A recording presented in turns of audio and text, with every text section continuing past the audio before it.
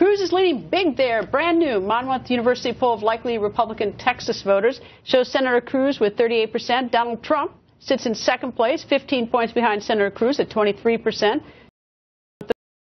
Place with 21%. Dr. Ben Carson, fourth place with 6%. And Governor John Kasich in fifth place with 5%. Texas Governor Greg Abbott, who has endorsed Senator Cruz, goes on the record. Good evening, sir. Good evening, Greta, and congratulations on your 3,500th show. I'm glad to be part of your next 3,500.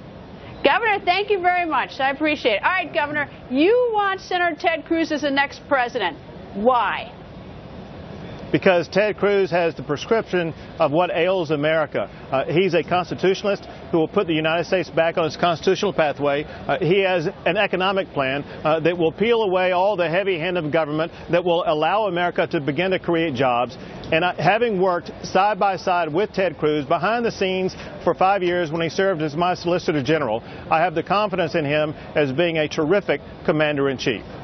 Now, you've been a governor, obviously, running a state down in Texas. Does it give you some sense of pause that Senator Cruz is in the U.S. Senate and he's not, for instance, a governor running a state? He doesn't have any experience that way.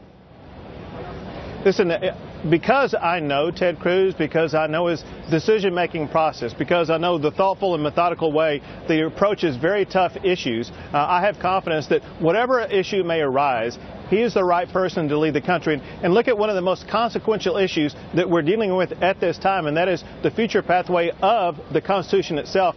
I trust Ted Cruz to appoint the right person to the United States Supreme Court. What do you make of sort of the double barrel pointed at him, the political double barrel? You've got Senator Marco Rubio on one side, Donald Trump on the other. They've been pointing their political weapons right at Senator Cruz lately. Well, listen, this is what happens in politics, but Greta, here's my takeaway, and that is after Tuesday, there's only going to be two candidates who've ever won a state, and Ted Cruz.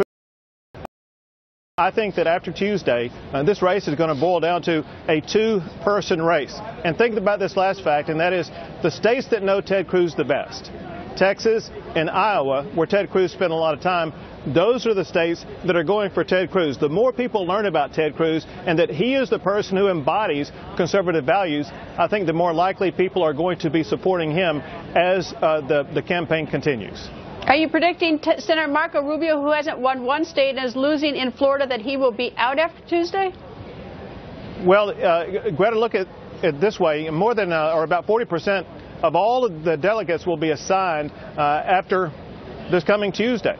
And Rubio will not have won any state whatsoever. Ted will have won at least two states.